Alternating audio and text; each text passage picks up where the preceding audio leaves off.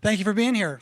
My name is Peter Meissen. I'm the director here at the Sim Center. This is our monthly Green Scene evening where we look at the sustainability issues of the city of San Diego and sort of ask the question, how sustainable are we? So there's actually a number of regulars here tonight, but a few of you are here for the very first time. So thank you for coming. And usually the question I always get asked is, what is this place, right?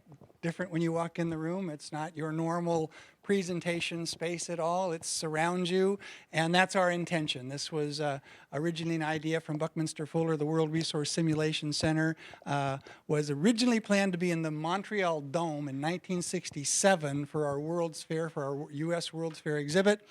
It didn't get built at that time. The dome is still there, but the facility didn't go inside. They put in Americana. But Bucky said we needed a place to get together where we can really grapple with the hard issues of our day. We have a lot of challenges locally and globally. And so where do you go to really surround yourself in those issues to better understand the past trends of where we've been? How do we want to really understand the trends to say, how did we get to where we are today?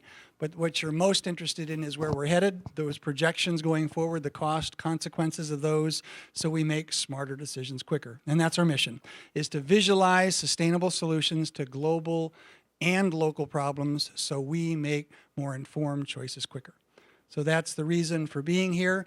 We've been here 4 years now. Our overriding organization is the Genie Institute. That's the hat that I wear all the time for the last 25 years. That's up here on number 1, and I think over here on another screen, that's also Buckminster Fuller's #1 strategy for the planet. It has to do with linking renewable resources globally, building large wind, large solar, link it up with high voltage transmission. So whenever you flip a switch anywhere, it's a green electron versus a dirty one. So that's the initiative that we've been doing. It's actually in momentum around the world today, just not fast enough or at scale. But we're certainly seeing that moving forward. A part of that is, I'm going to say, the community action plan that you're going to hear this evening. We have hosted this conversation, I think, initially with Todd Gloria and Nicole Capretz, who is the author for the City of San Diego's Climate Action Plan when she was hired by Todd Gloria to really drive that.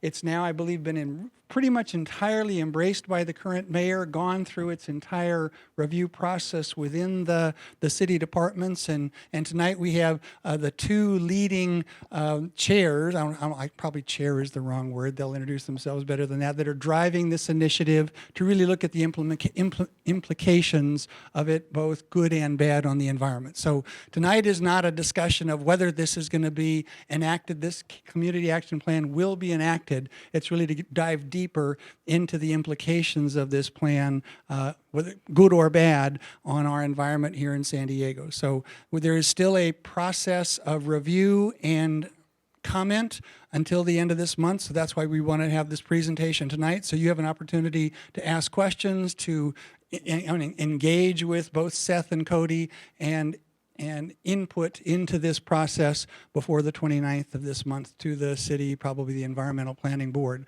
So we're thrilled to have both Seth Lich and Cody Hooven. They are in the Department of Planning here with the City of San Diego. Their bios are behind me. They've been deeply involved in this as a part of their work. Cody also was with the Port of San Diego, involved in their green planning. I know Seth, when you get into his bio, it's gone already, both with universities here and part of the program with the governor of our state. So you have really leaders for this program here in San Diego, and we're honored to have you both. And with that, they have a slide deck that's going to go around 4 times tonight. So we will let them present each set and then have a dialogue at the end of each set. So the first one is 6, then 12, 12, 12. And who's going to get started tonight? Cody? All right. Go ahead and introduce yourself. Thank you. Hi, everybody. Good evening. As Peter said, I'm Cody Hooven with the City of San Diego. I'm actually in the Economic Development Department with the city, which is kind of a new concept for a sustainability manager, and quite a wonderful concept so far, I think. Prior to being with the city, I've been here about 5 months, and my role is to implement the Climate Action Plan, talk about and determine our strategy going forward for climate adaptation, and also think about how to incorporate sustainability into economic development. Prior to that, as Peter mentioned, I was with the Port of San Diego doing both all of our Green Port program, developing a climate action plan there, and implementing it. So I have a lot of experience in this arena, in the region as well. It's all very similar, local government to local government. And I'm really excited to be part of the city's plan going forward, a much bigger city, bigger footprint, more opportunities to have an impact. Do you want to introduce yourself real quick before I dive in? As mentioned, I'm Seth Lich. I'm a senior planner with the City of San Diego Planning Department. As mentioned, I came here from Sacramento, working in the past two governors' administrations. So being around when the initial legislation of AB 32 was passed, which was really a groundbreaking approach for a state to take to say we need to reduce these greenhouse gas emissions. Being a land use planner and on the land use side, the questions almost immediately after AB 32 was adopted that came to us said, well, how does a city or how does a county address this in their land use procedures, in their Sequa procedures? How is this something that really can be grasped and fits into the existing framework that we use for analyzing environmental impacts, especially given that AB 32 itself listed off quite a few environmental impacts that would occur because of climate change. So it's great to be here. It's great to be with the city. I was really happy to take on this challenge of getting this climate action plan kind of to the finish line, at least of getting it adopted, and definitely happy to be working with Cody and the Economic Development Department as it goes forward to start seeing how we can implement the plan and make really achieve the goals that we're setting. Yeah. Thank you. Okay, so we are going to get started. Thank you. I was already lost on where to look. So we have some discussion about the why, and we were kind of joking about this. We're so used to doing these condensed presentations. This is a fun opportunity to really expand on everything that we do. So we started with a summary of why are we doing a climate action plan, and that is, thank you, number 5. Feel free at any time to shout that out for me. So there's a variety of state regulations, Seth kind of touched on that really started driving this.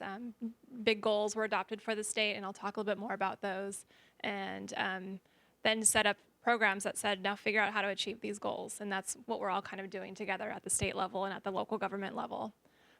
We also have a general plan, every city does, and in our latest update to our general plan, it talks about one mitigation measure of doing a general plan is to develop a climate action plan. So this is a result of that and will mitigate any impacts from our general plan.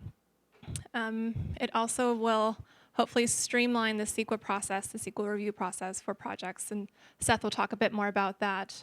There's a lot of other environmental benefits, public health benefits, improved air quality, social equality, just a lot of concepts like that from reducing emissions. Resource efficiency, using less energy and less water, saves you money, saves you the use of those resources that we're dependent upon. And leadership, our plan, we decided if we're going to do it and we're going to comply with these different regulations, we're going to do it right, and we're going to kind of go big on this and maximize all the benefits we could find and be a leader in climate action. There's job benefits to this as well, and I'll talk a little bit more about that. Looking at a sustainable energy supply, being less dependent on foreign sources of energy and all the benefits that come with that. I know there's a lot of Peter's into energy. And the general quality of life. We talk a lot about biking and walking more and planting trees, and those are all things that we all love San Diego, obviously, if we're here, and those just make San Diego better. So I already lost track of my numbers. This slide here, 6, thank you. You don't need to know all these numbers if you don't like. The real big point here is to remember that this blue line going up is the targets, our emissions that would occur that we would anticipate if we did nothing. This is kind of the business as usual line. So the point is you see this line going up. And we start in 2010 down here, and this chart ends at 2035. The green and the orange line are both trends downward, and those are targets. The green line, the trend down, and again, just remember that it's going down significantly. The green line is the state targets. There's targets for 2020, 2030 and 2035. And the orange line, which is pretty dark on here, but the lower orange line is the targets that we expect to achieve if our climate action plan is implemented as it's written now. So the important point there is that we are below even state targets. So if our plan is implemented, we'll be doing great. And a key point of this, so 2010 is our baseline year. Key point in this is that we need to keep tracking this every year. You know, we can't wait until 2020 or 2035 to see how we're doing and find out we're somewhere else on this graph than we want to be. So something that's going to be really important to implementing this plan is tracking this annually and seeing where we're at and how we're doing. Yes. We know where you're at now, 5 years later. Good question. Yes, very good question. We don't. That's one of my first things being on board is figuring out where are we. I would imagine we are pretty. I would bet you $1. We're somewhere between the green and the orange line, but we'll find out.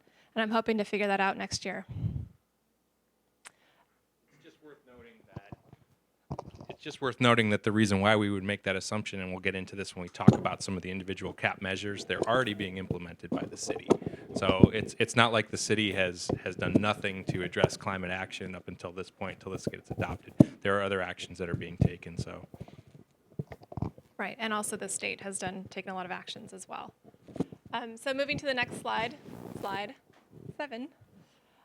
This is just showing you the sources of our emissions, just to give you an idea of where our emissions come from. So you could see a big piece of that pie, 54%, comes from transportation. That's very common for California and especially for jurisdictions in cities like ours. On the East Coast, you'd see something different where more of it comes from buildings.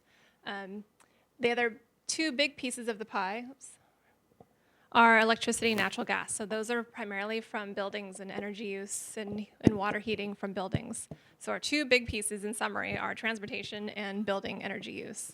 And the smaller piece here is from solid waste and wastewater, the emissions that come from processing those. Slide 8.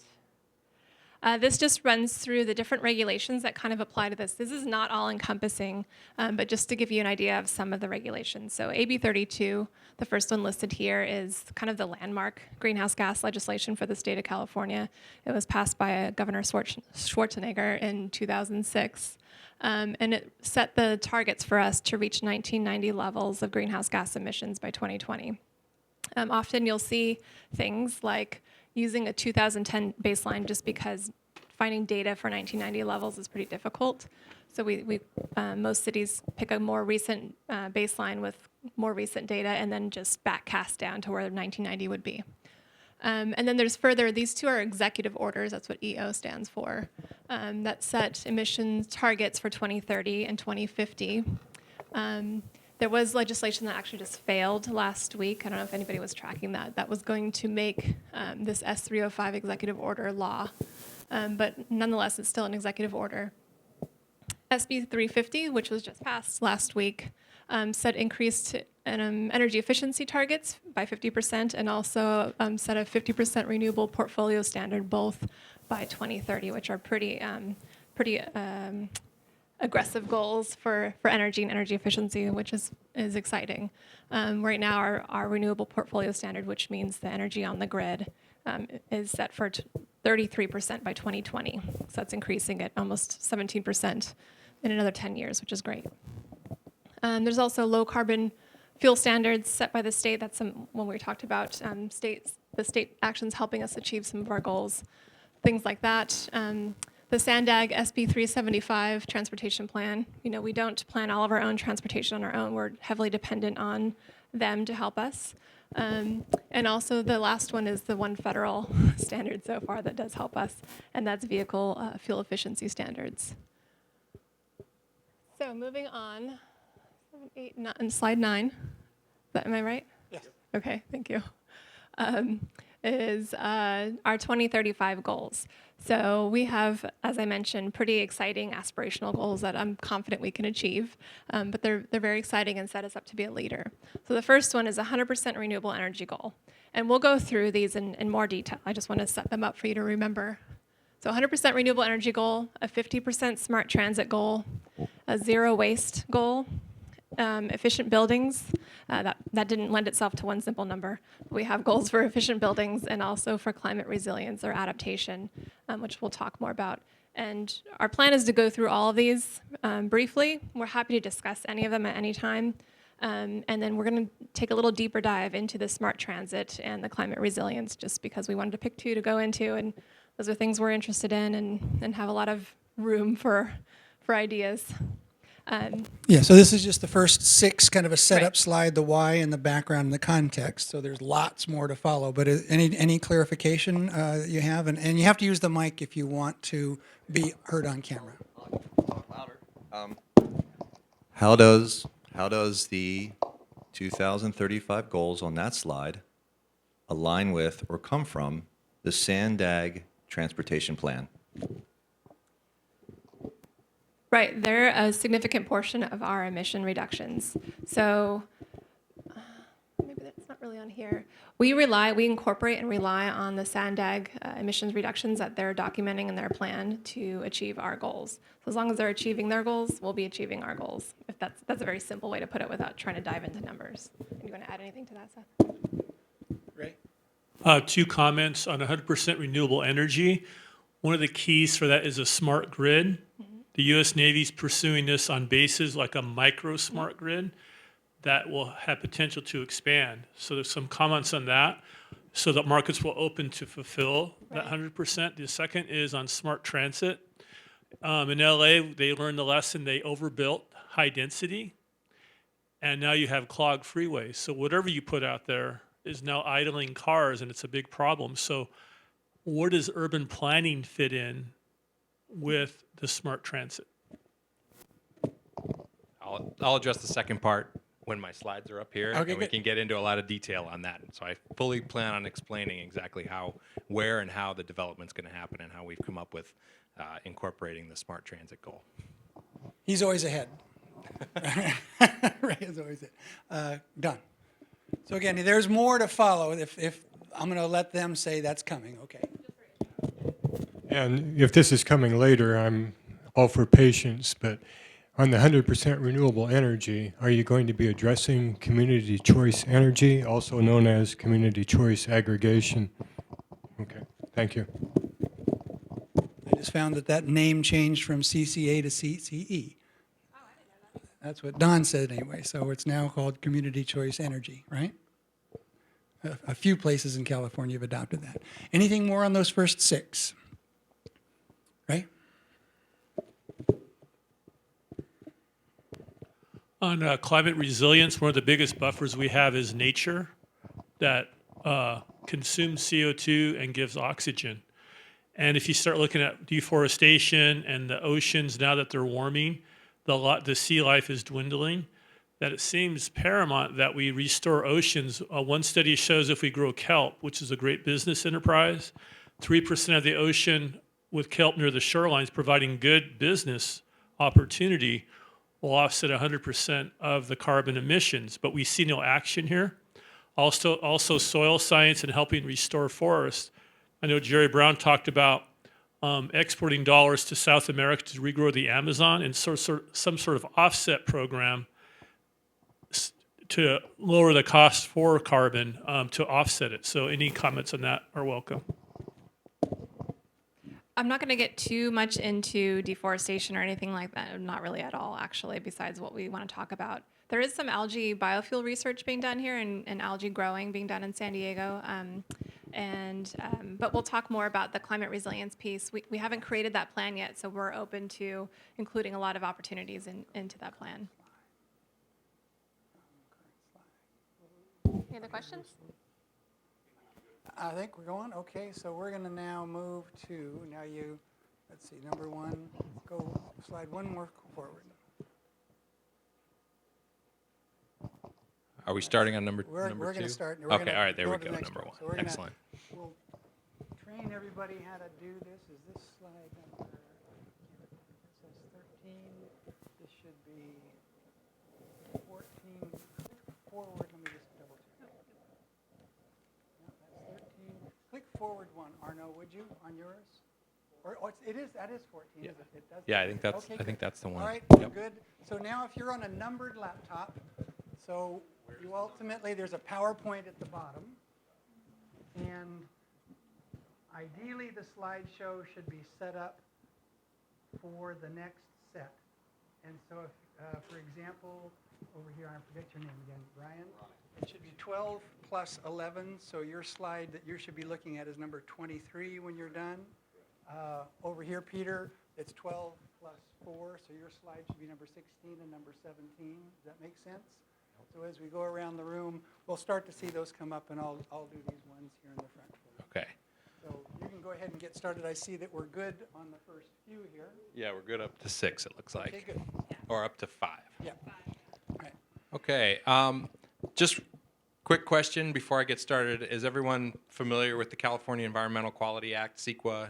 Kind of knows what it does, has a general idea of Sequa. I'm happy to give I'll give a real quick explanation. The California Environmental Quality Act is a state law that requires government agencies to basically analyze the environmental impacts of their actions.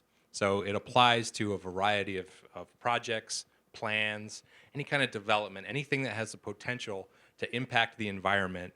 A city or a county or any government, any local or state government agency has to analyze the impacts of their actions. So if the city of San Diego were to adopt a new land use plan for downtown San Diego, it would need to analyze the impacts of what would it be like if we change the densities that are allowed, what will it be like if we create a new transportation system, what would be the impact on the environment if we made those decisions.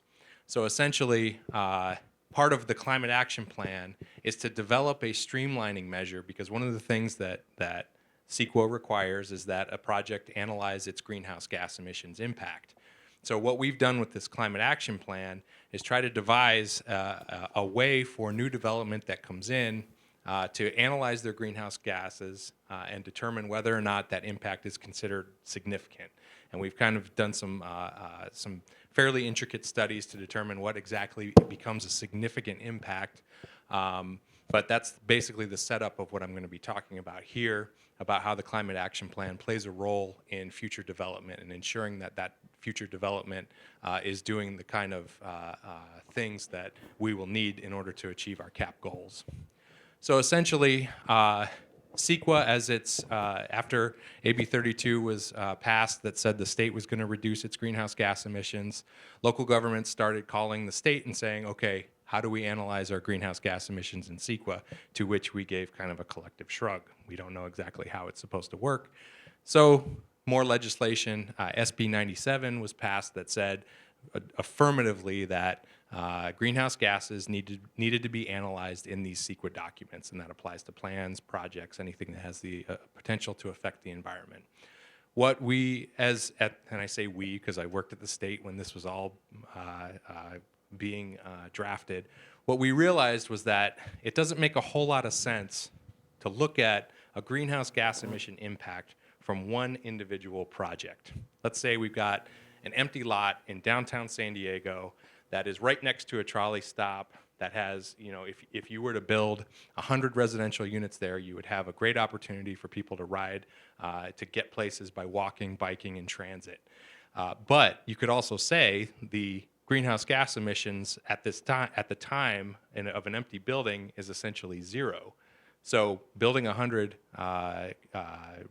residential units could have a significant impact because now you've got people there, they're going to drive, they're going to walk, they're going to use electricity, they're going to use water.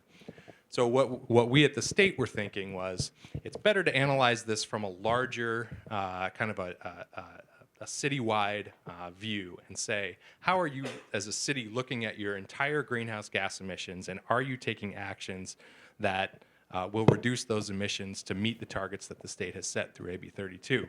And essentially what we determined was that if a city were to do something like a climate action plan, they could certify it as a greenhouse gas reduction plan. Then those future projects that come in that are doing the kind of things that are laid out in the climate action plan, you could say, therefore those projects are now contributing to that downward trend for greenhouse gas emissions and helping meet the goals that have been set by the state. Sorry if that's a little bit too much to grasp. Not a bit too much to grasp, just the way you put it made it sound like it was. You got to use the mic. Oh, sorry. No, not too much to grasp, just the way you put that made it sound like it was a political end game to get the numbers to go in the direction you wanted. we have this analysis, therefore we can say that they contribute to our analysis. So when you started smiling, that's what made me laugh. Okay. I didn't mean to come across that way. The idea is that if a city were to set a plan that has a downward trend and to get projects that are basically doing what was put in that plan, that you wouldn't need to say, therefore, these projects are, kind of individually maybe are contributing, but overall are contributing to the downward trend. Yes, sir. So under Sequa and NEPA, there's similar requirements. NEPA is federal, Sequa is state of California, California Environmental Quality Act. So anytime you develop something, so if the Navy was to put a big pier in, you'd have to look at all of the, or another carrier, you have to look at all the car trips that it would create, say at North Island, going to and from work, even down to the building of the houses, and the air emissions from sawing the wood would have to be looked at to look at the environmental impact. So similar, so everybody knows, for CO2, same idea, right? So if you're going to build a new building, you have to look at all the impacts to CO2.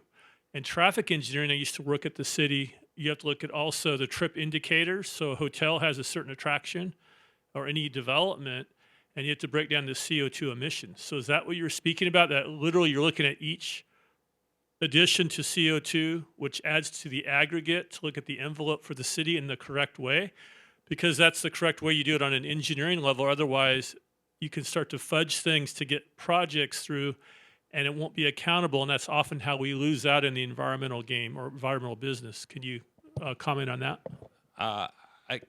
Obviously, it's not being set up as a scheme to try to fudge the numbers. The idea is that we're trying to promote projects that we've analyzed that would lead us to a downward trend in greenhouse gas emissions. So the idea is that individual projects that come in that are compliant with what we're saying that they need to do. And remember, if we go to 100% renewable, every single building and every single development is going to be using renewable energy. So it's not incumbent upon the exact development to get it to that point, since the goal is at a supply side. There's a lot of back and forth and a lot of the weeds here. Let's let them get through the 12. And then, One important concept, yeah. sure. Well, to be legal with Sequa and NEPA, if you look at the environmental impact statement, look again, because you can get yourself into some litigation issues with all the different competing factions that go along with the environment, because you have to look at each source, which comes down to each new car that's emitting for that to get a correct accountability. You can show that you're offsetting that in some other way to get your aggregate, but you still have to look at each component and then look at the overall aggregate of what you're doing for renewable to make sure you're accountable. And what we're complying with is another portion of Sequa that says when it comes to greenhouse gases, it can be looked at on a larger scale. If you have a certified greenhouse gas reduction plan, then individual projects then that comply with that plan are considered to have a less than significant impact. So it does say exactly what you're saying in Sequa. There's another portion of Sequa that says that for greenhouse gases, a certified GHG reduction plan can be used to then tier off future projects. And that's the point that I'm trying to make here, is that that's the approach that we're taking with this, and it applies to future projects as they come forward. Did we have another question, or?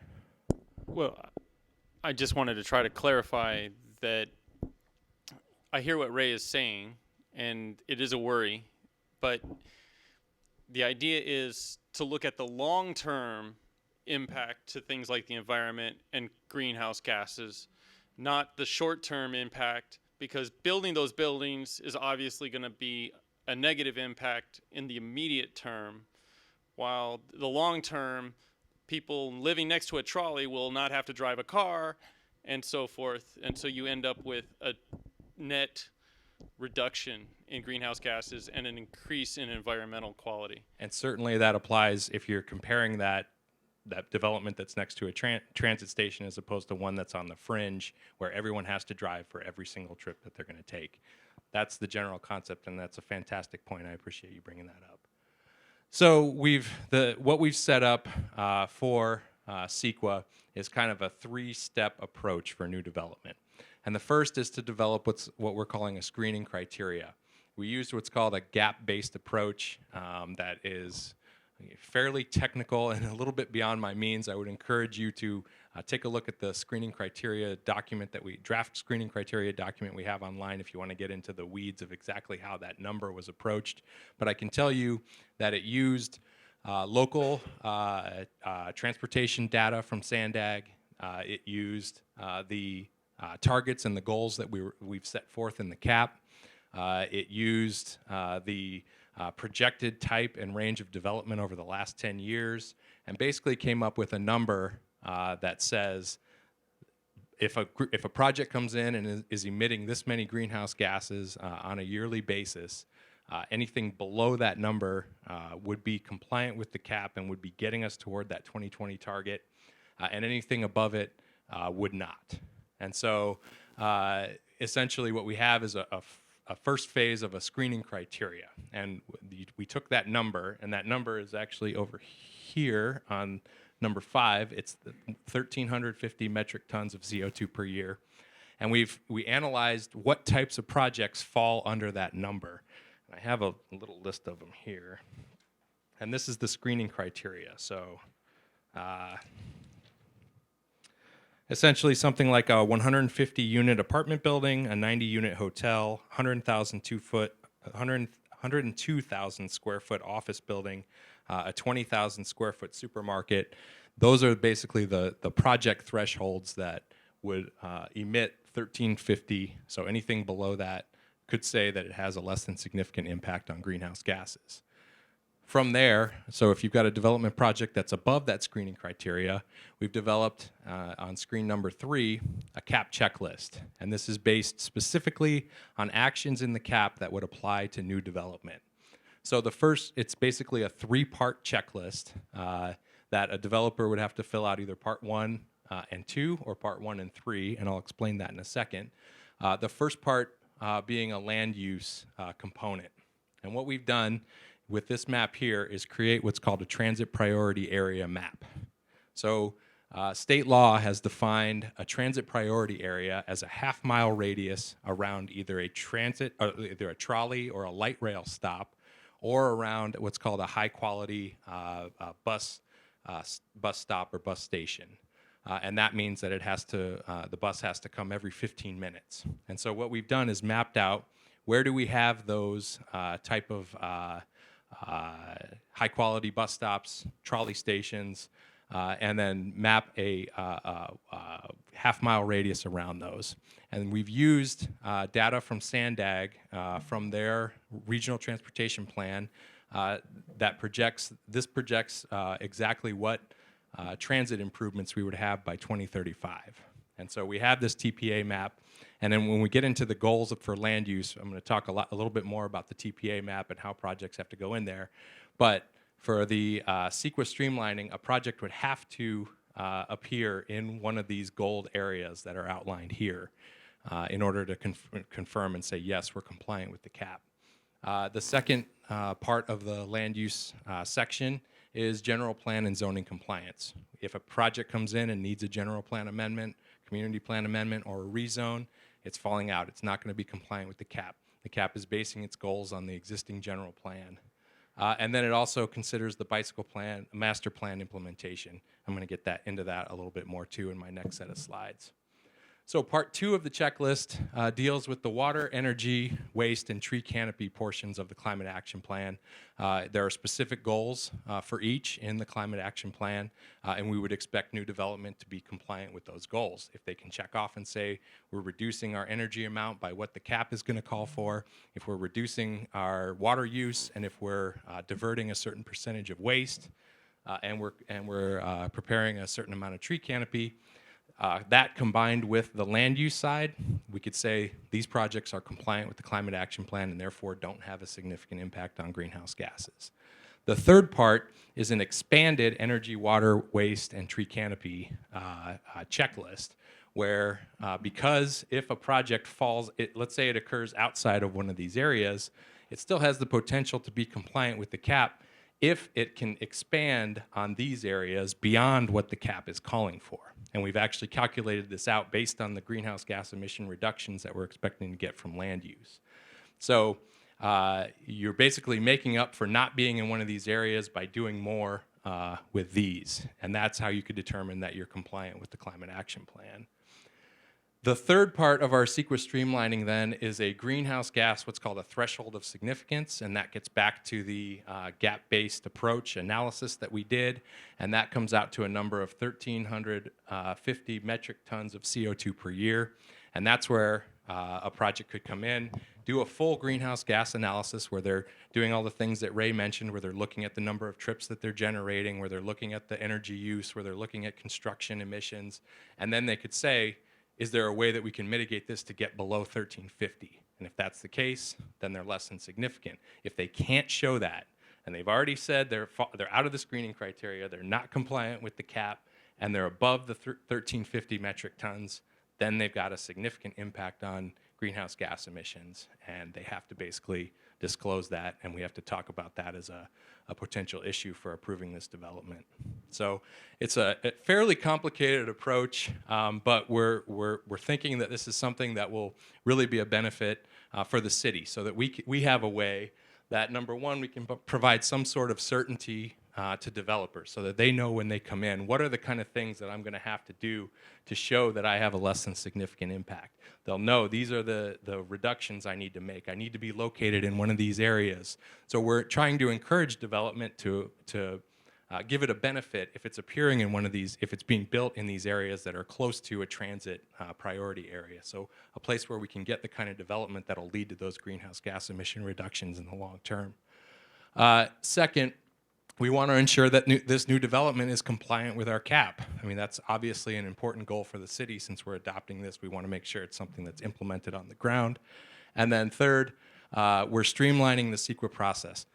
Doing a greenhouse gas analysis, going to this third step, is easily the most expensive part of all of this. So if we're encouraging development that can happen in these areas and is doing the kind of things that we think are important for greenhouse gas emission reductions from a land use perspective, we think that we've got a good system set up to achieve that. Any quick questions before I hand it back over to Cody to talk about a few other goals? Developers in the room? Oof. This is a new set of hurdles for these guys, isn't it? It's going to be interesting. I think obviously there's going to be a transition period where folks are going to be trying to figure out what exactly they need to do. But I think, like other things with Sequa, once it becomes the norm, I think it'll be something that can be used over and over again. Once again, it seems a shortcoming in all the plans. You can drive to LA, San Diego, any major city is urban planning. And you'll get a photo over here, and this under the term guise of smart growth is what developers used. You start to get high density, and then it's pretty difficult to meet quality of life. And it's pretty difficult with clogged freeways and when it's really dense to find people willing to contribute to the economy. And then the environment, those triple bottom line go together. In New York right now, they're tearing down projects because they failed. And now we call them high-dollar apartments or condominiums. I think we're missing the mark in that area. Many artists have looked at the developer plans for San Diego, and they intuitively get it. They see what's going on, and there's nothing you can do to then unravel that once you sell off the real estate. So it might be a good idea to look at urban planning. Is that a part of any part of the CAP plan? Absolutely. And that's, I think, part of what I'm going to get into is the goals that we're setting for this as implementation for our general plan. And a lot of it has to do with trying to make sure that these areas are the areas where we're developing so that it's near transit, so that that becomes a useful source for the new population that's coming in to actually use the transit and not be as reliant on cars.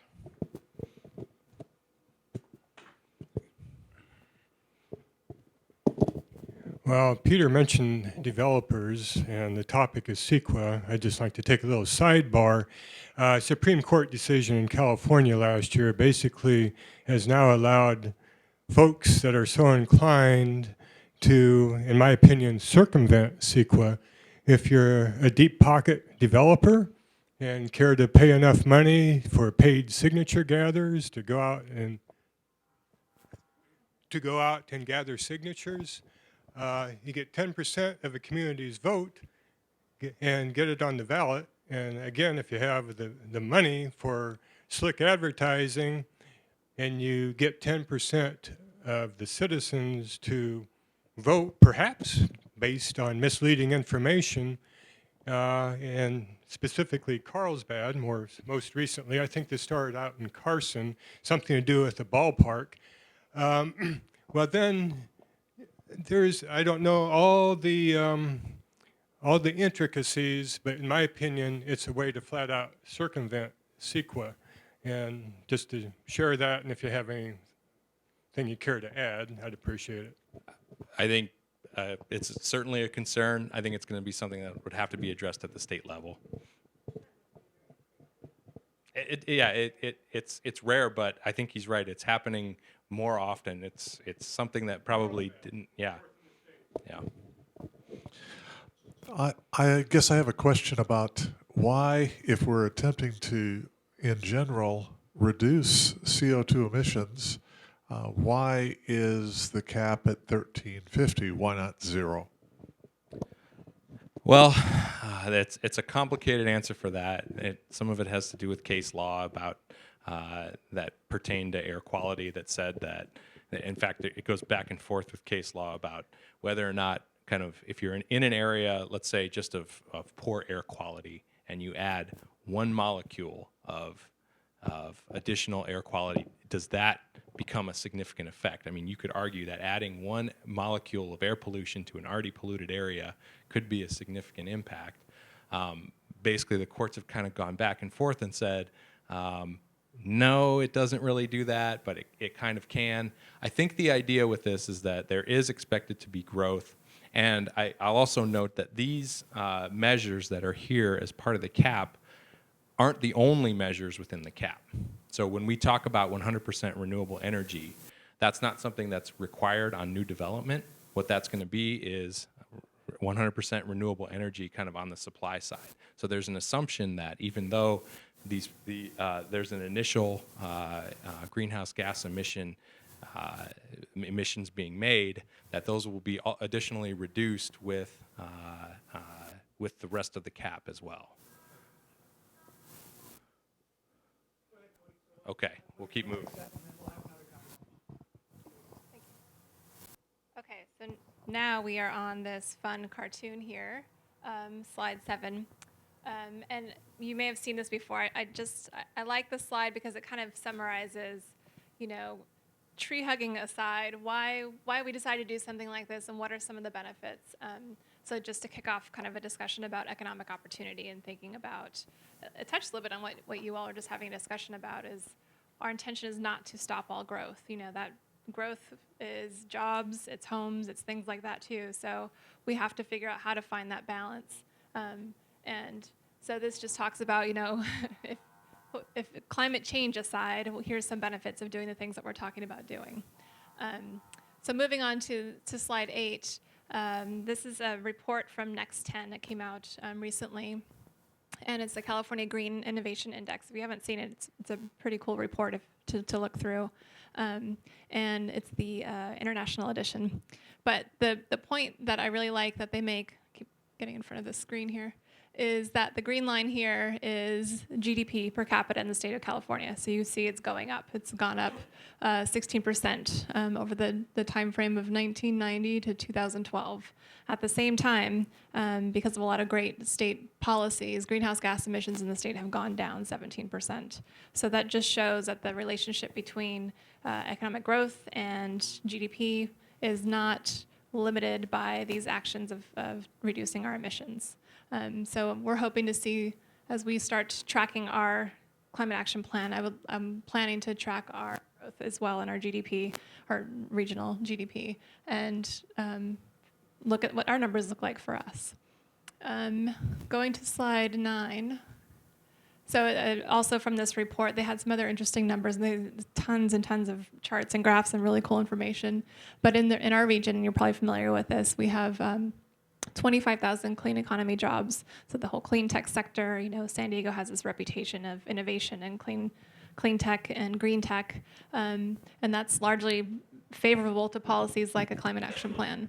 So as of January 2014, that's the amount of jobs we've had in our region, and it's the third highest in the state. Also, interestingly, our average monthly electric bill has gone down. This is compared to the national average, and as you all probably know this as well, San Diego has the highest energy rates in the country, at least the continental U.S. So in California, for our rates to go down, it's really a testament to the policies that the state has implemented on energy efficiency and green building standards and things like that. So these are kind of our economic opportunity. There's tons more reasons why that we'll kind of touch on, but those are kind of three key areas. Now moving forward on this slide 10, the energy slide. This is where we'll start talking about some of the goals we talked about and set up in the beginning. So for energy, speaking about energy, we have a goal of 100% renewable energy, and that's more specifically here, 100% renewable electricity on the grid. And that's going to be, somebody brought up earlier, a community choice aggregation or community choice energy, thank you, new acronym to learn. And so in our plan, we talk about either using a CCA or a CCE, maybe as a new acronym, or another program. So that's something that we'll be exploring, is to figure out what that would look like. Currently, our grid, as you all I mentioned earlier, it's about 33% renewable right now. The next thing is also talking about 90% of our city fleet will be zero emissions. That's for city-operated vehicles. And our solid waste trucks will be all alternative fueled. And again, these goals are all 2035 goals. For zero waste, moving to slide 11, we have a zero waste goal where the council just adopted that, I think, in July. Is that right? So that's pretty great. It's actually by 2040, not 2035. I think by 2035, we'll be at 90 or 95% diversion, which is pretty close.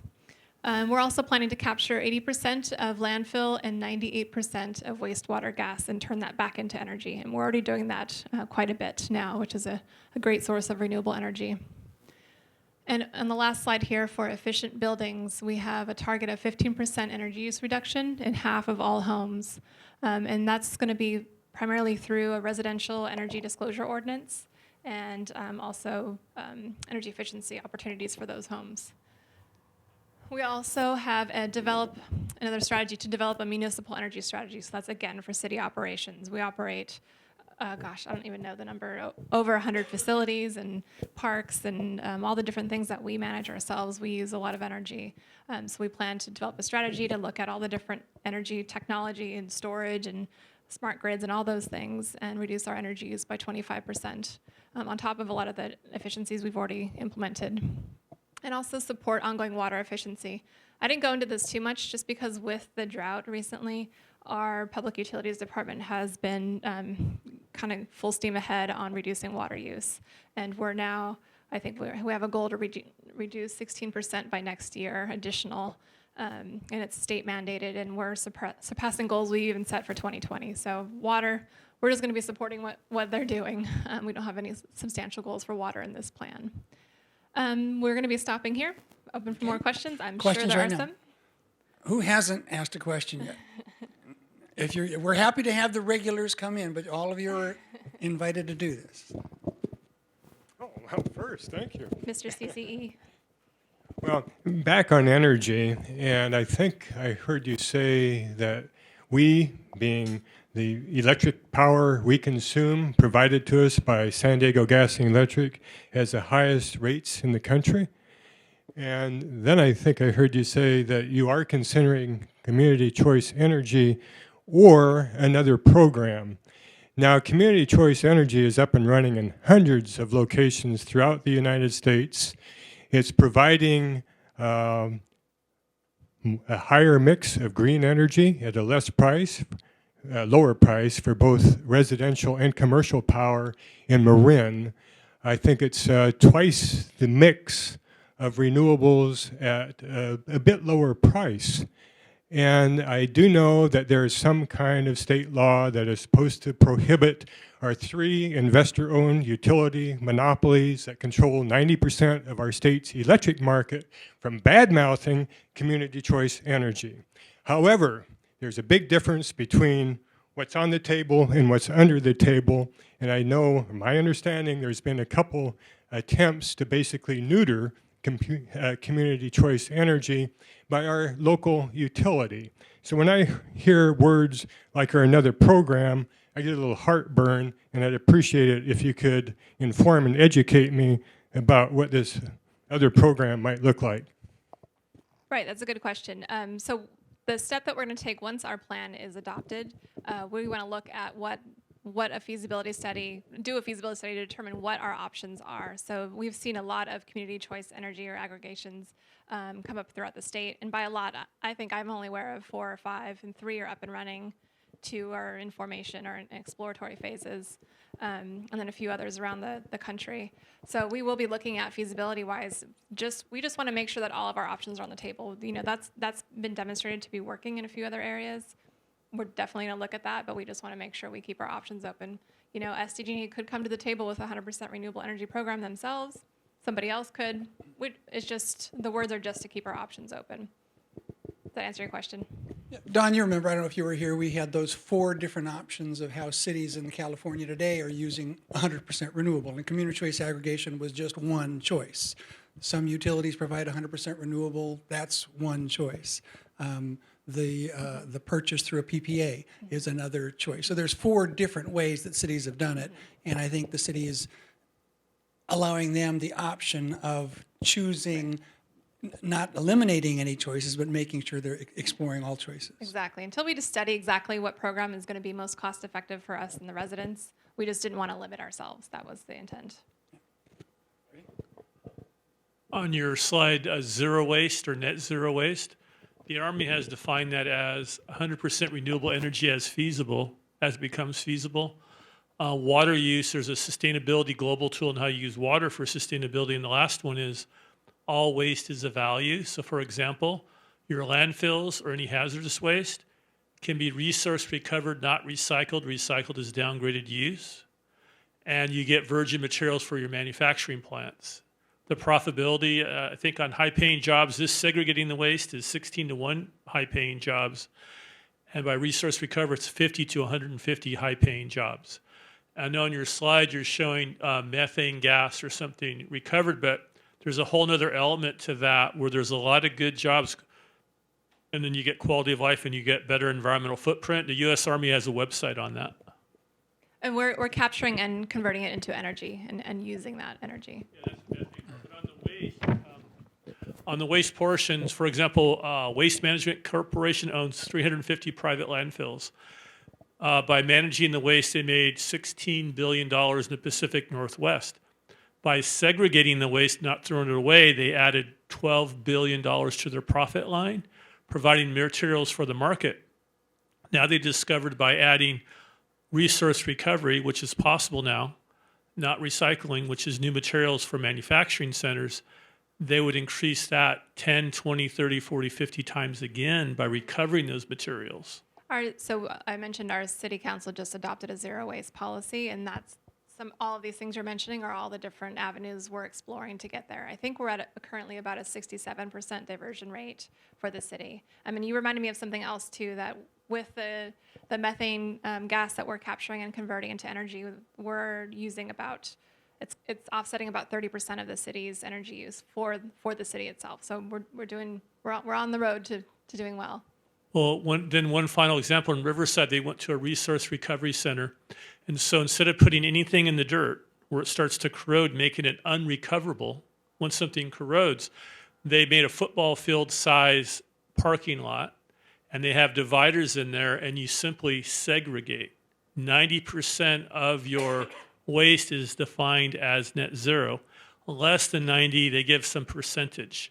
And so that's the new wave coming through because it creates more jobs for quality of life and it helps the environment. So it might be good to look into the Army and these resource recovery centers, growing the economy and improving the environment. Great. I'll pass it on to our zero waste folks. Yeah. Okay, good. Oh, I'm sorry. One more. For solar, there's 2 things. If you look at how the county issues a permit for a contractor or somebody to get solar, it's a lot easier for somebody who lives in the county area than it is for the city. So just suggestion for you to look at the county process to get a permit to put solar in residential versus the city. That's one thing.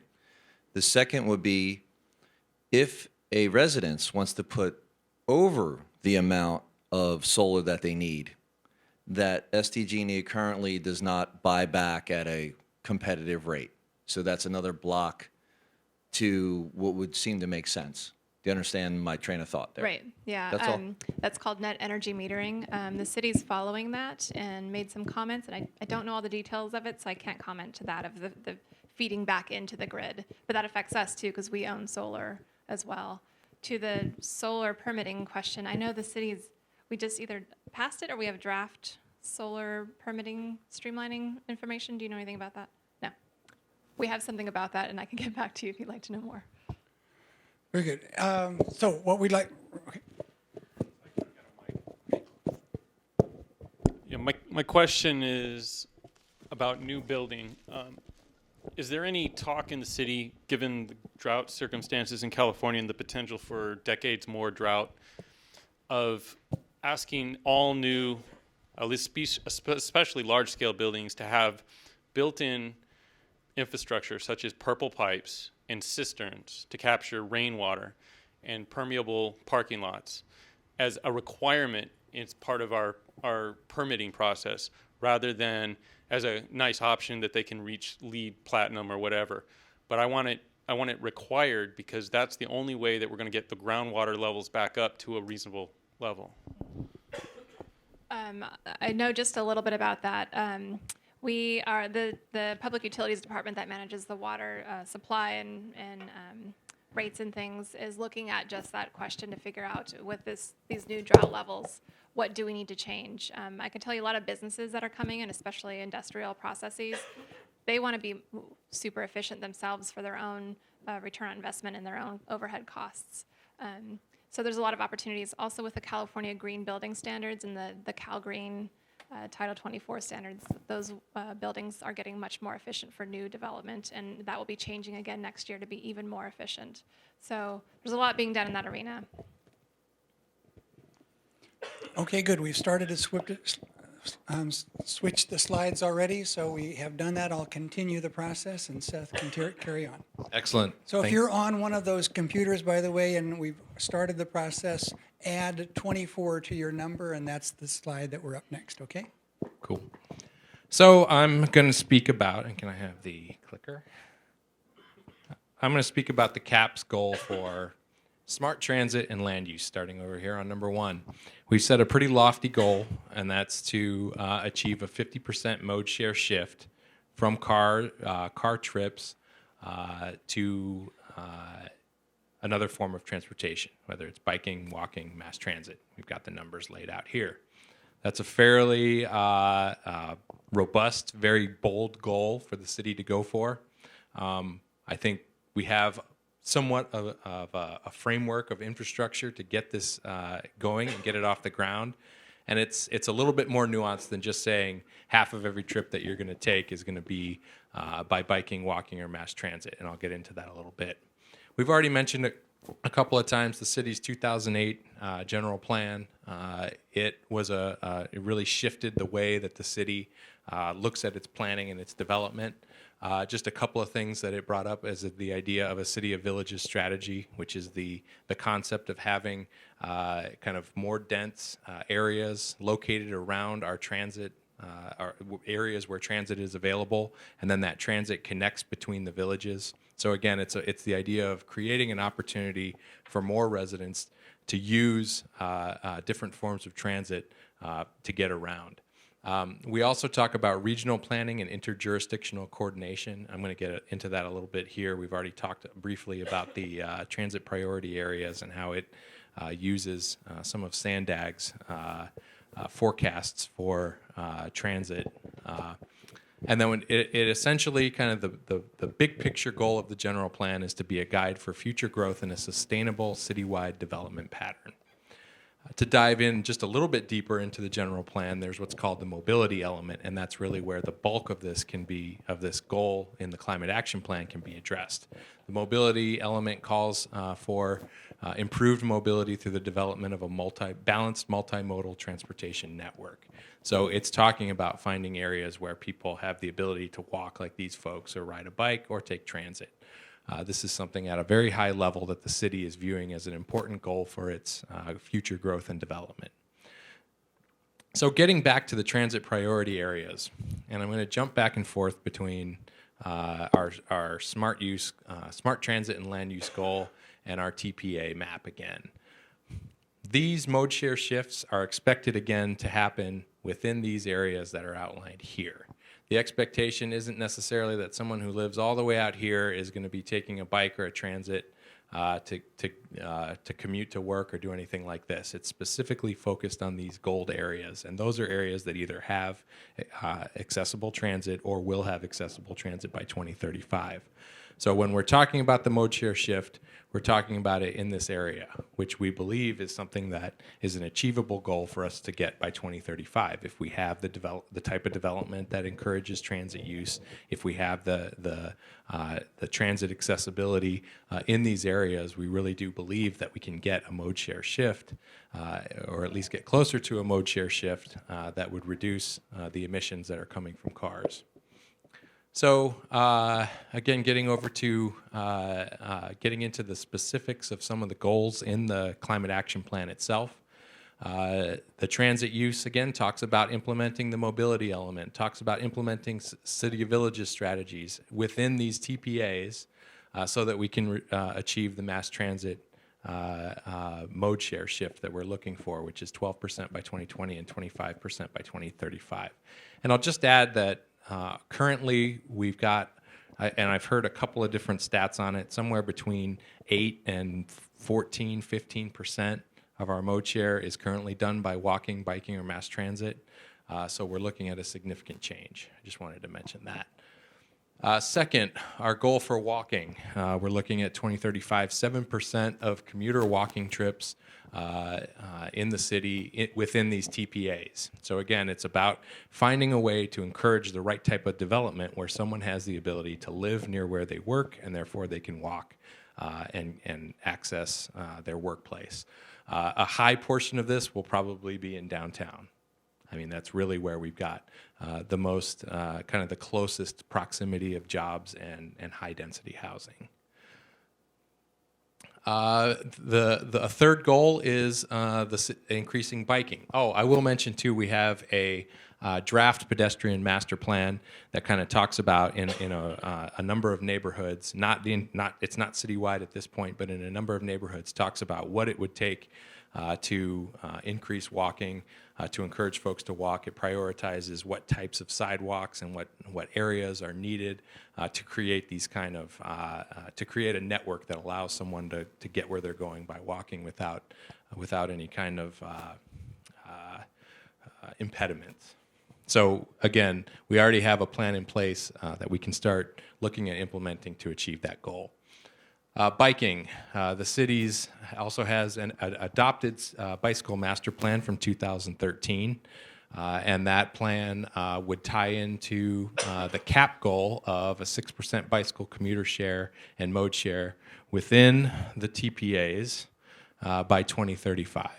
So I just wanted to get into a little bit of detail about what the bike master plan calls for over here on, is that number 8?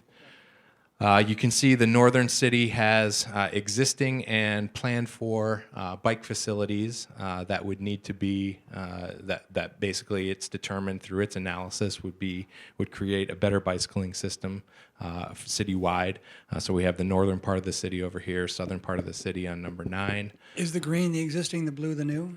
Yeah, and then there's kind of little dashed lines. You kind of got to look at it fairly close up to know. And it also varies on Class 1, Class 2, and Class 3 bike facilities. Okay.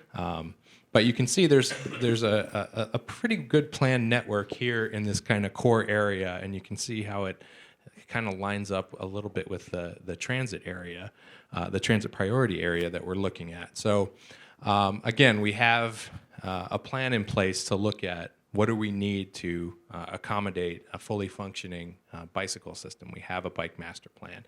Therefore, the CAP is tying to implement this bike master plan to achieve the greenhouse gas emission reductions that we're hoping to get from our smart transit and land use.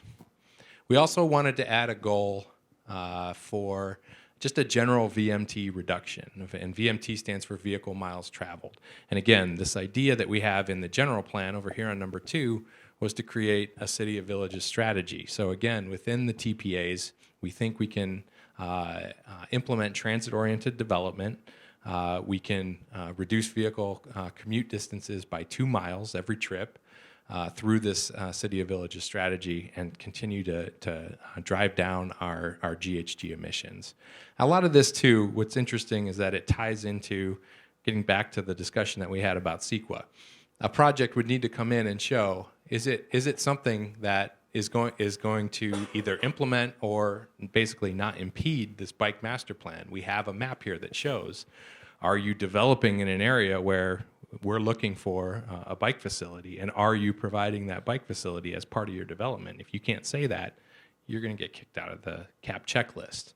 So there is a level of kind of yes or no, up or down, that goes with the Sequa checklist, the CAP checklist, the Sequa structure that I talked about earlier, as it pertains to what we've set up with our planning structure. So essentially, implementation. As I mentioned, new development, we're trying to incentivize the development and growth in these areas in the TPA that would basically allow for someone to use walking, biking, and transit more frequently and could reduce the trips that they take by vehicle. We're also in the process of updating a number of community plans. Those community plans need to be tied into the general plan and address the goals that are set up in the general plan. So we'll have more specific kind of targeted, focused areas where we can promote this kind of growth and development. There's grant programs that are specifically based on reducing greenhouse gas emissions. There's one that the state of California is operating with its cap and trade funds that will directly provide affordable housing development and transportation upgrades in areas that, oh, shocking, are half a mile away from a high-quality transit stop. So when we have this kind of focused climate action plan that really looks at implementing our larger land use goals, it's something that then we can show to the state, to other grantees, and they can say, yes, it looks like you're on the right path to reduce greenhouse gas emissions, and we want to fund your transportation program or your transportation upgrade so that we can actually see these mode share shifts occurring. And then finally is city projects. I'm going to jump over to the final slide here. We have some goals in there for the city to accomplish, and that includes increased roundabouts in the city. We actually have a calculation that shows how many greenhouse gas emissions reductions you get by having traffic free flowing through a roundabout as opposed to stopping and going and stopping and going.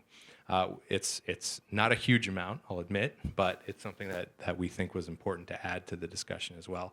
And then also retiming traffic signals for better flow of traffic to reduce idling. We think those are two important goals to include as well as part of smart transit and land use. Right. There's another 12 after this, but we wanted to get into a conversation now. So I know we have a few people that ride their bike here all the time. Pete back there, I know our videographer does that all the time. We probably had who took the trolley or the train or in tonight? 5 or 6. So this is a pretty How about bus? Bus. I was a bus. All right, bus. Carpool. Carpool, that's a good one. I mean, so you have a group here that's already enrolled in that transportation mode. But when I see these goals for biking in our city and mass transit compared to where we are, I don't get it. I don't see it. But I know other cities do it. Copenhagen does it, right? They are very bold goals. Yeah. So questions about this, Ray? Since you mentioned public transit, is there any connection to the coaster system? In other words, we have commuters that come down on I-5 and clogged highways that come from outside of the San Diego City boundaries itself. Is there any thoughts or work to try and improve schedules with the coaster, for example? Not specifically with this project. That seems like a fairly large issue to tackle, but I think it could be a good one, especially if we could cut down. And this is something that a conversation that's gone on for a while about interregional traffic and how you address that.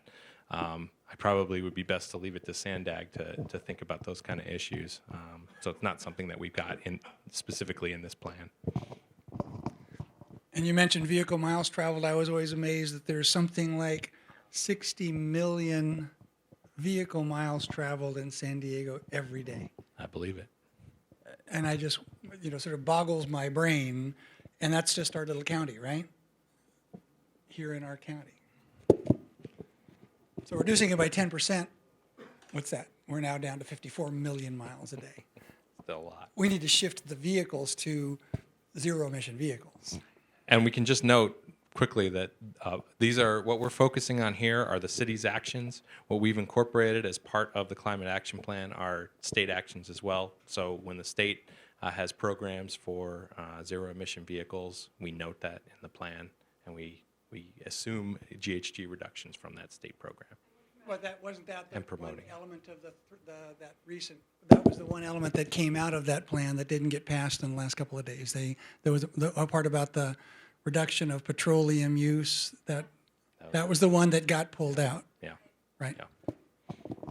So a comment on the transit. I worked as a traffic engineer for the city of San Diego back in the 80s. When I got out of college, I was a student engineer, and I moved into that position, and I worked for a consultant after that.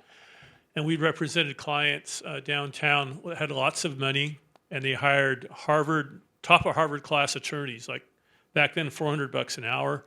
And we were called in to give them the numbers they needed to approve building projects. So I worked both sides. It was more, I was pro-developer, and I was pro-city from both points of view. Back then, when I ran the numbers for these developers, projects such as University Town Center, where you have these apartments now, on land on the freeway off-ramp, it was owned by C. Arnold Smith, and then his wife inherited the property. And they tried to get that apartment built for 4 decades. And when you ran the numbers, it showed that it would not meet the transit model for San Diego, which was, back in the 80s and 90s. And then in the last 10 or 15 years, we see that I saw that they developed it all of a sudden with record number apartment buildings, which is going to clog your freeway. Same thing with Mission Valley. Now they're building all these high-rise apartments. It's going to clog up Friars Road and stadium events and the freeways again. So everything I see now with this smart growth, as justification for building high density, goes against every traffic engineering parameter that I used working for the city, are also representing developers. In LA, what they've done now is they've overbuilt, and now they're widening freeways. And then the developers often will overbuild again, and the freeway's clogged all over again. So it seems like this high density is self-defeating for healthy urban planning models. So how are we justifying all these developments that were unjustifiable for 4 straight decades, and now all of a sudden, what happened? I mean, what numbers are we using to justify it? So something's funny going on with our San Diego model. And while LA's failed, when you have high density, I've talked to urban planning professors, that when you get high density, it slowly becomes poverty. And what happened to LA is they have a big poverty issue there. And then poverty starts to spread, and it's uncontrollable at some point. Why is San Diego pursuing poverty, when quality of life is a big initiative to bring high-quality professionals to uplift the economy for the right reason, rather than trying to implode it so some developers can make money off high-density apartments under the guise of smart growth? It doesn't make any sense. There's a lot in that question. Yeah, there was quite a bit. I think. I'll just add that there's not a whole lot to add. I mean, this is the path that the city has taken is one to try to pursue these smart growth goals, try to encourage development in the right areas so that folks can take transit, because there is an environmental and a health benefit to being able to kind of get where you're going without jumping in a car for every trip. So it's certainly something that needs to be balanced. I understand the concern for overdevelopment, overgrowth. But we're really trying to make it so that you find a way that you can say these are areas where transit is accessible. Therefore, it's something, in order to have people that can use it, living near it is probably the best approach to ensuring that happens. And I'm sure we can go back and forth on that, but yeah. If I could just add to that a little bit, the Sandag plan that's going to their board in October, if you've been hearing any of the discussions about that, that's the point of contention for a lot of folks is, do you build more highways or do you build more transit? And what you're talking about, it sounds like the error of just building more highways, and those highways immediately fill up with traffic. So there's a lot of, it's a whole school of thought and a lot of different people studying this, but a lot of the research is showing that high density with high quality transit is working. It's just, you're speaking about the building of additional freeways. So I would encourage you to follow the Sandag plan and weigh in on what they're proposing, because a lot of the highways we rely on them. Yeah, three comments. One is whoever suggested about the coaster. Someone asked about the coaster. That's going on right now. When the coaster tracks were built, some areas were single tracked. And what they're changing right now is going to double tracked. Encinita Station is one of the places where it's single tracked. And then within the next month or two, they're having closures from Oceanside down to Santa Fe Station because they're implementing double track. So I believe that's your answer on the coaster. The second thing that I was going to say is population growth drives a lot of this. You're having the doubling time of population growth is about 50 years. The population of an area or the world as a whole doubles in 40 to 50 years. So that's the driver of almost every slide that I see. Now my question, third topic, would be, what is the light rail, the trolley expansion plan? My understanding is from Old Town to UTC is already on the books. Any other plans for light rail expansion? We don't have the map up here anymore. I think it was over here on number 4. If we can bring it back up real quick. Light rail? Remember what number it was? It's the transit priority area map. Transit priority area. Okay. Here it is over here. I think that there's a proposal here, just looking at the map, for kind of an east-west. And again, this is Sandag's projection. This is not the city. This is just what we created this map based on what Sandag had projected for 2035. I believe that's this dark red line that goes through here is a trolley expansion, kind of on the north part of the city. And then it looks like there's another red line going up past Balboa Park and a little bit through what looks like City Heights. And so the first one is from Pacific Beach to, just roughly read the map, Pacific Beach to, through Claremont to Kearny Mesa. Sounds great. Well, Michael? This is a land use question. How is the high density growth taking account of food preparation, local food preparation in terms of community gardens, balcony gardens, and other urban farming opportunities and alternatives?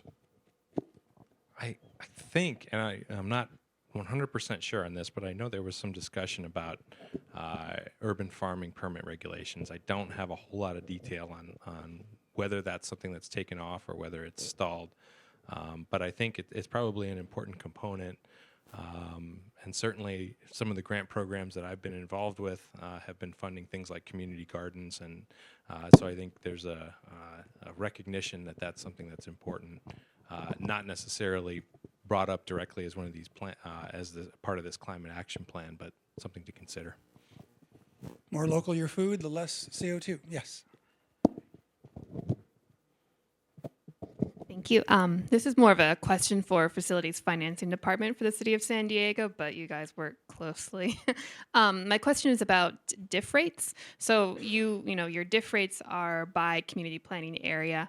It's just sort of standard. Is there any look at doing transportation is usually the largest component when you're calculating your diff fees with the city.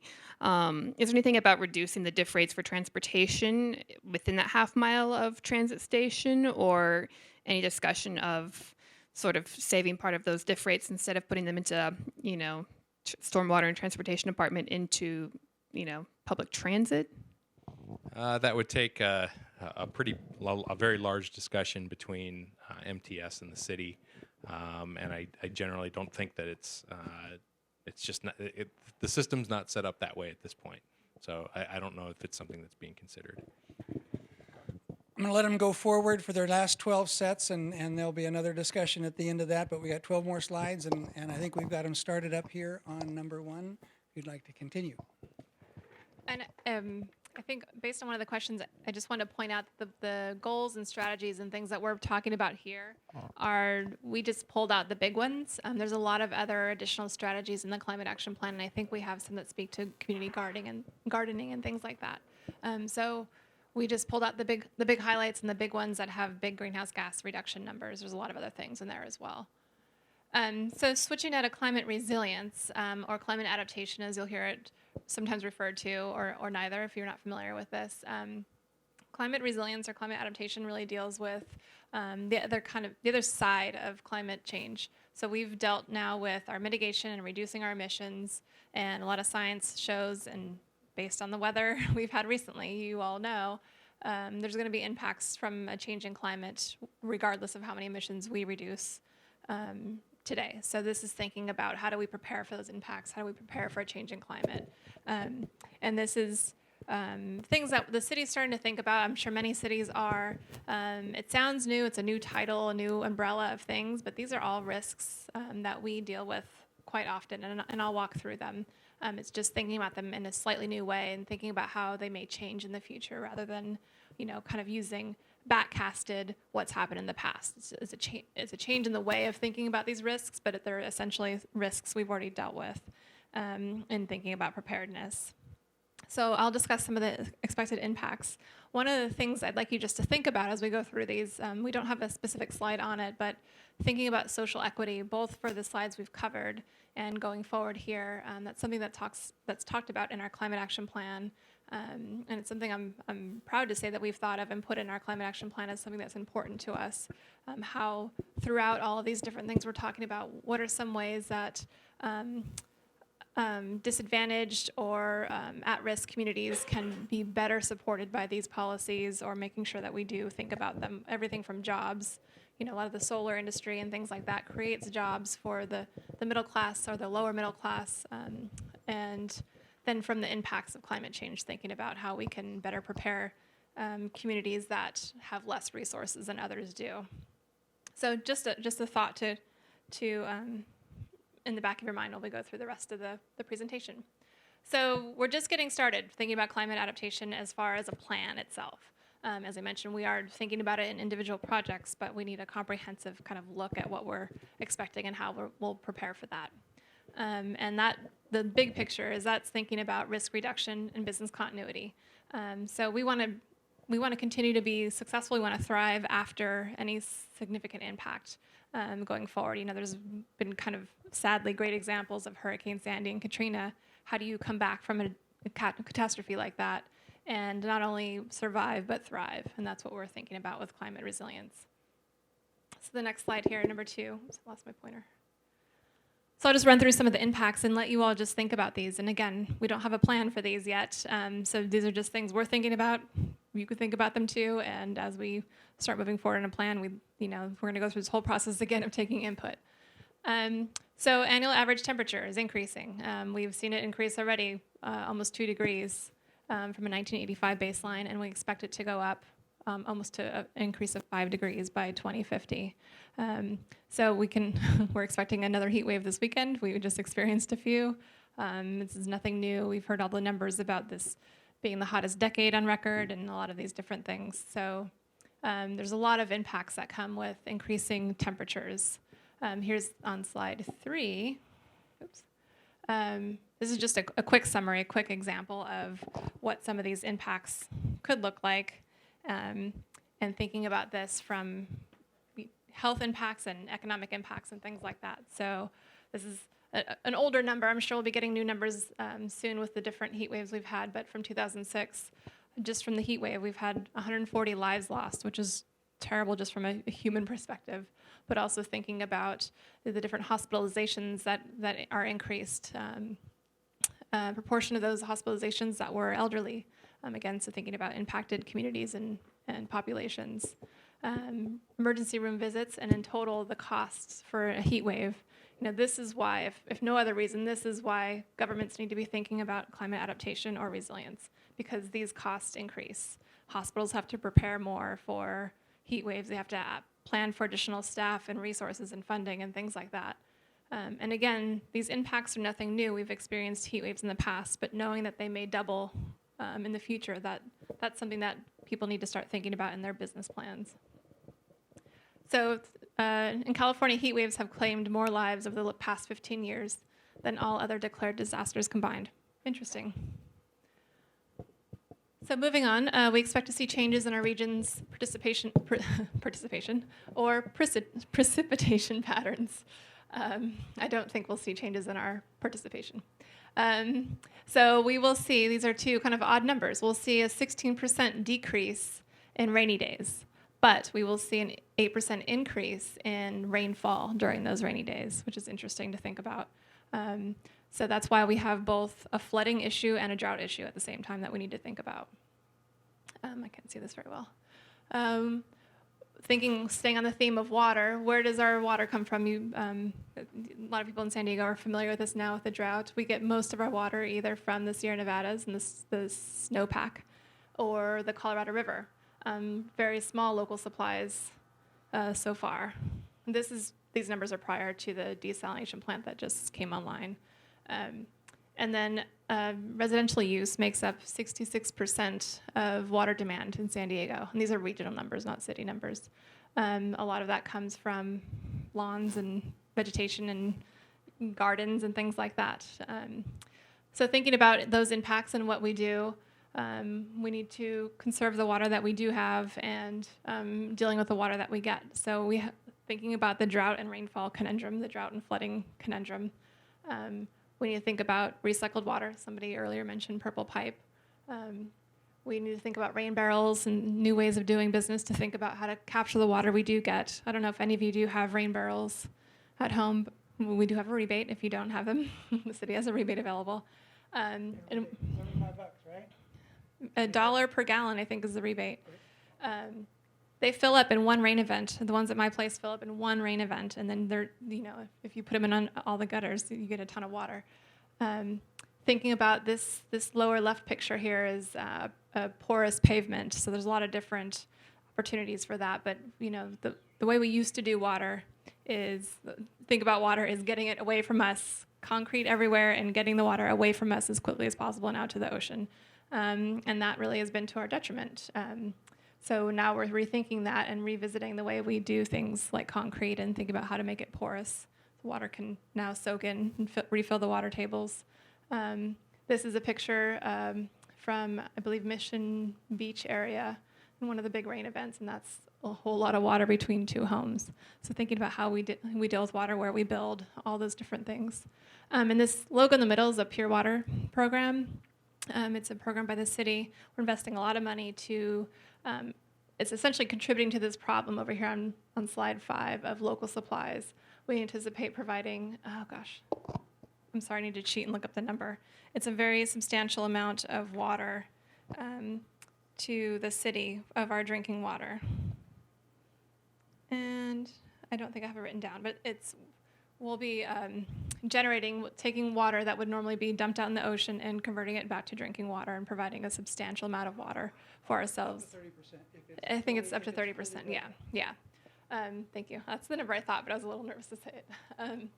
So that's a substantial cost as well. But we need to think about alternative solutions to relying on water from far distances that travel through old pipes and are at risk of fault lines and things like that. Moving on to the next impact here. Sorry, my back is to you a little bit. The wildfires, again, right now this week is kind of the perfect time to talk about all these things because we kind of have them all happening at once. We've had rain, a dramatic amount of rain. We've had heat waves, and we have half of California's on fire right now, I think. So homes lost to wildfire in California. This left graphic here is 1950 to 2000, so over 50 years, there's 500 homes lost just in the last, I think this was published in 2014, so just in 14 years, that number doubled. So that goes back to city planning and where we build and how we build things. So that's a significant impact. From a changing climate, we expect increased wildfires. And 3 of California's 10 largest wildfires were in San Diego County, 1970, 2003, and 2007, which some of you probably remember at least one of those. And the cost of those, again, thinking about why we think about these things from a policy perspective, the cost of those are dramatic. They're huge, from lost work days to lost property, lost lives, to cost of fighting the fires, all of those things. This cost here for the last just 2003 and 2007, $4.5 billion. Those are substantial costs that we need to think. The next impact, we're talking about sea level rise. So looking at this graphic here on the left, by 2050, so mid-century, we're expecting about 12 inches or more or less. But likely every model that comes out that gets updated shows only higher numbers. So even with going with the 12-inch estimate, I like this graphic a lot because it's, when I first started working on sea level rise, it was hard for people to think about a few inches. Who cares about a few inches of sea level rise? But this really shows that when you have your current sea level and on a nice, calm, flat day, maybe you don't care about a few inches. But when you have a high tide, which adds here, we have a high tides of 7+ feet. And then you add a storm. So there's wind pushing water towards shore. There's waves that get bigger. When you add all those things in, those are significant. So if you add a base level of 12 inches, and by 2100, we're looking at almost 3 feet or more. Your jumping off point is much higher if you think about it that way. So you can imagine all the coastal impacts that we are thinking about or need to be thinking about. And we see flooding already. Here's a graphic, again, from Mission Beach, and looking at projected sea level rise for 2050. And the purple, which you see a lot of purple on here, is just the high tide range. This is not with the storm and everything. These numbers, as you get down to red, that adds on the more rare events with a bigger rain event. And the thing about why we talk about rain and high tides with sea level rise is you have water coming up and you have storm water coming down trying to get out to the ocean. And if those two things are colliding, there's nowhere for the water to go. And even in present day, I showed a slide earlier. Actually, it's right here. This happens today because of that issue where there's a high tide and a rain event. There's nowhere for that water to go, and we can't get out. So these are some things we're thinking about. I wonder if any of you live in Mission Beach. Hopefully not.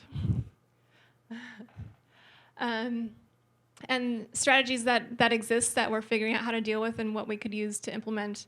There's 2 kind of general thoughts of sea level rise adaptation strategies. It's called the softscape and the hardscape. So softscape talks about living shorelines and greening your shorelines. Natural landscapes and grasses like you find in an undisturbed area, they can actually handle being flooded once in a while and can absorb water, whereas all these hard structures, they can't. And I don't have a picture here, but you see a lot of seawalls in front of homes and you just see the sand get carved out around them. There's different ways to deal with that we're thinking about. Other strategies are setting buildings back when you're building something new, elevating buildings, elevating roads or other infrastructure. In the hardscape, there are some seawalls that already exist. Anybody know where this is? Yeah. Yeah. Yeah. There was none. I went last week, and there was none. So those are kind of the different strategies just for coastal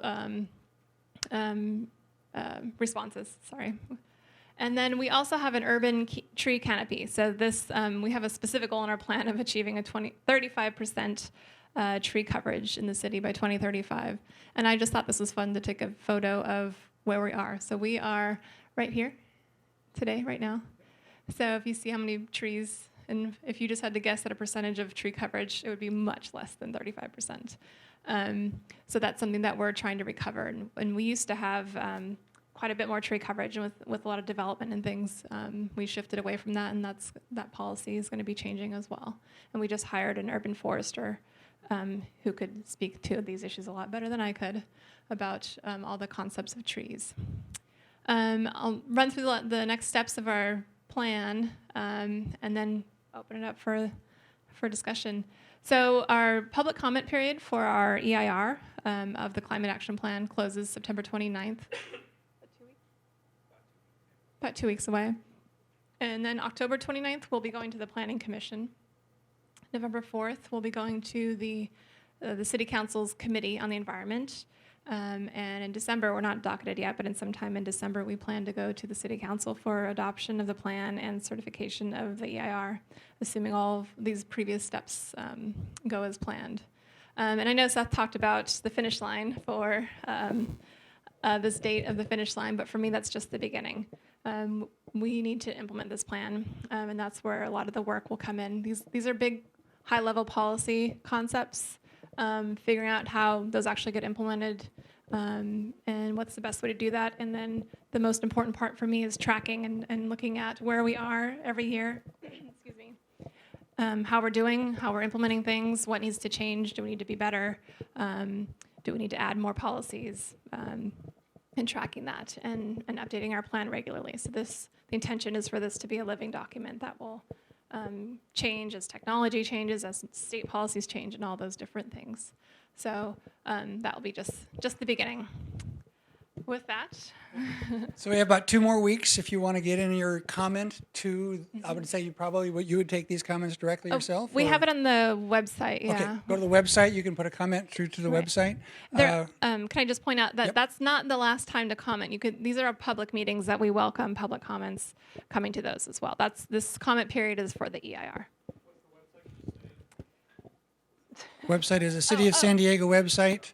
We have it on the first slide. We have it. We'll bring it up again, okay? All right, Ray? So if we could either summarize this last 10, or our last 12, which is really around climate resiliency, or a question for the entire evening, okay?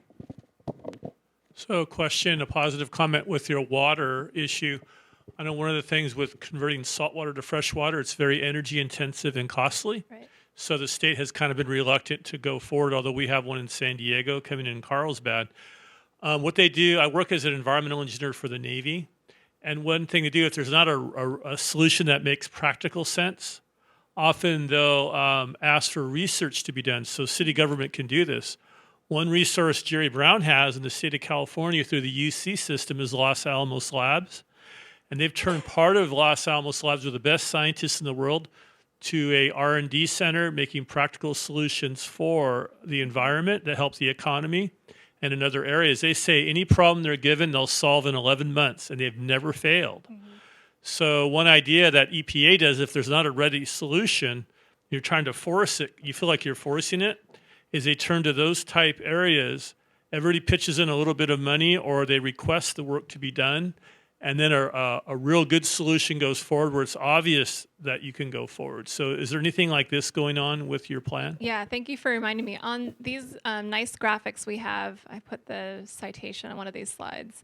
There's a partnership locally that got National Science Foundation, I think, $5 million to do a lot of research locally. Climate Education Partners? Thank you, yes. There. And they put out this report called San Diego 2050 is Calling. And this is their website here. And the great thing about climate science is it's global. And so we have these fabulous resources here with the Scripps Institution of Oceanography and their partners at UCSD and others at SDSU, and other USD is part of this group as well. We have great researchers here that make all those different sources of data and information local for us, which makes it more actionable. So there's tons of research being done, and we have access to it locally. So it's a big perk for us. There's their website there on number 10, if you Yes. want to get in and comment.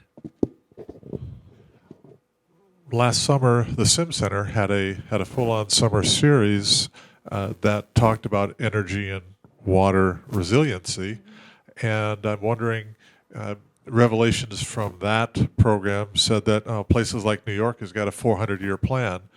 So, is San Diego taking a look at other major cities that are on the coastlines all around the world and comparing some of their solutions and bringing cross-cultural solutions to bear here? Yes, and actually, SDG&E is looking at resiliency for their own operations. There's a lot of state senate discussions happening about.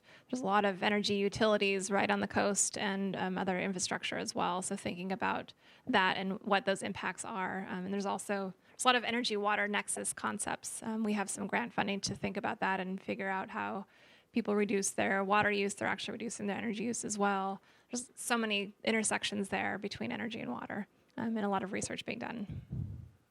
And just if you owned property over there in Mission Bay, right, or right along the coast there, or along the coast in Del Mar or Imperial Beach, how many places are just up from sea level?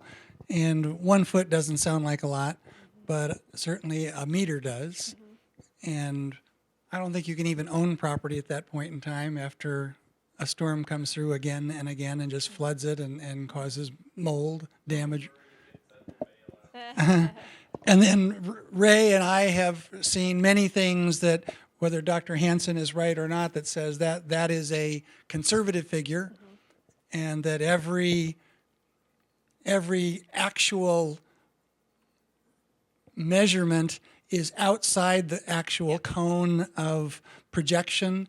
It's worse than what the scientists projected in terms of either getting hotter or sea level rising faster or melting quicker. So every measurement is worse than what the smart guys thought it was going to be. And some people say 3 meters by the end of this century. So are we really, and so that's my question of a city. You know, I'm not going to be around here in 2100, but my grandkids will be.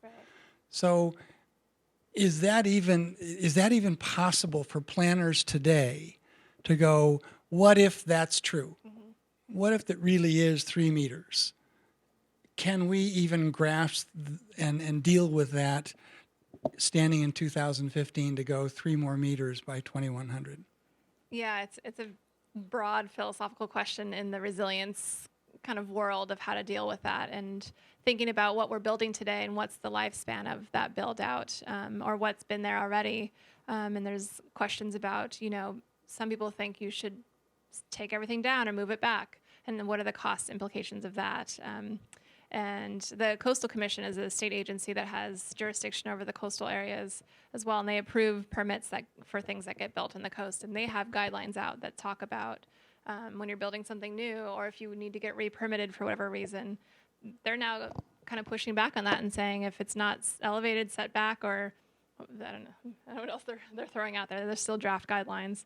They're pushing back on those concepts now, and it's going to be very contentious, as you can imagine, because people live on the coast. It's beautiful. That's why we all live here.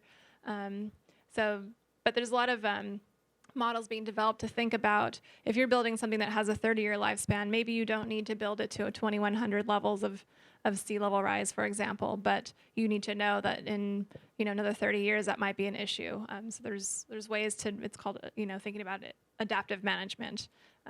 Caltrans is doing something where they're building roads now that can withstand adding additional layers of concrete to them structurally, but they're not actually adding those layers yet because every inch of concrete is, I don't know the cost, but it's expensive. But they're thinking ahead to think about how they can prepare that so that they don't have to tear up roads and rebuild them. They actually can build on top. So there's a lot of different ways to go about it, and there's a lot of smart people thinking about it. It's just implementing that and deciding, doing a cost-benefit analysis for what you're doing and what's the best approach now. Great. Last couple questions. Anybody? Y'all good? Let's give them a big hand, would you? These are... Thank you. These are the city people within this department that are pushing this plan, that are going to have to follow through on the implementation and monitoring. I really want to thank you and acknowledge you guys for the work that you do on behalf of all of us. It's a challenging job, isn't it? Yeah. Yeah. Thank you very much for being here. Yeah. So just a quick wrap up. We want to thank you again for coming. If you would like to join and be a member, we would love to have you join. There's a little white card on that desk there, and it's, I think, a very affordable membership, and it allows you to come and be here for these events for free, so you don't have to pay all year long. You can just come for free, so that's a good deal. We have movie nights, green scene evenings, our evening with the Renewable Energy Society. We certainly, you can go beyond that membership and give it at a higher level and become a donor. We certainly welcome that. We love it and need it. Those of you that are watching online, thank you for joining us. You will be able to see this shortly on a YouTube channel near you, so you'll be global in just a few minutes. Michael, thank you very much for doing that. Paul Michael, our IT wizard, for doing the AV. For those of you that are members already, I know a few of you here, thank you very much. Great evening. Thank you.